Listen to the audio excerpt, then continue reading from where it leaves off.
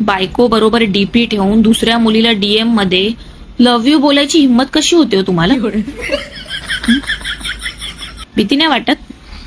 ज्योती screenshot काढेल, स्टोरीला ठेवेल, ब्रॉडकास्टच्या चॅनेलवर टाकेल. इथे दुबईत बसून आहे ना, महाराष्ट्रामध्ये बऱ्याच लोकांचे डिवोर्स फाईल होतील. लाजा नाही वाटत?